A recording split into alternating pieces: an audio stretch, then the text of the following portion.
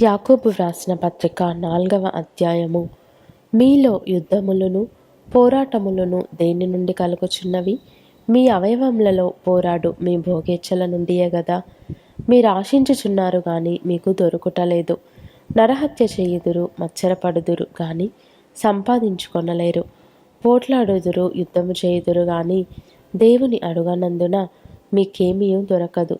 మీరు అడిగినను మీ భోగముల నిమిత్తము వినియోగించుటకై దురుద్దేశముతో అడుగుదురు గనుక మీకేమీ దొరుకుటలేదు. వ్యభిచారిణులారా, ఈ లోక స్నేహము దేవునితో వైరమని మీరెరుగరా? కాబట్టి ఎవడు ఈ లోకముతో స్నేహము చేయగోరునో వాడు దేవునికి శత్రువగును. ఆయన మనయందు నివసింపజేసిన ఆత్మ మత్సరపడునంతగా అపేక్షించునా అని లేఖనము చెప్పునది వ్యర్థమని అనుకొనుచున్నారా? కాదు గాని ఆయన ఎక్కువ కృపనిచ్చును. అందుచేత దేవుడు అహంకారులను ఎదిరించి దీనులకు కృప అనుగ్రహించును అని లేఖనము చెప్పుచున్నది. కాబట్టి దేవునికి లోబడియుండుడి, అపవాదిని ఎదిరించుడి, అప్పుడు వాడు మీ యొద్ద నుండి పారిపోవును. దేవుని యొద్దకు రండి, అప్పుడు ఆయన మీ యొద్దకు వచ్చును. పాపులారా, మీ చేతులను శుభ్రం చేసుకొనుడి. ద్విమనస్కులారా, మీ హృదయములను పరిశుద్ధపరచుకొనుడి. వ్యాకులపడుడి, దుఃఖపడుడి, ఏడువుడి. మీ నవ్వు దుఃఖమునకును మీ ఆనందము చింతకును మార్చుకొనుడి. ప్రభువు దృష్టికి మిమ్మును మీరు తగ్గించుకొనుడి, అప్పుడాయన మిమ్మును హెచ్చించును.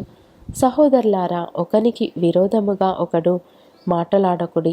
తన సహోదరునికి విరోధముగా మాటలాడి తన సహోదరునికి తీర్పు తీర్చువాడు ధర్మశాస్త్రమునకు వ్యతిరేకముగా మాటలాడి ధర్మశాస్త్రమునకు తీర్పు తీర్చుచున్నాడు.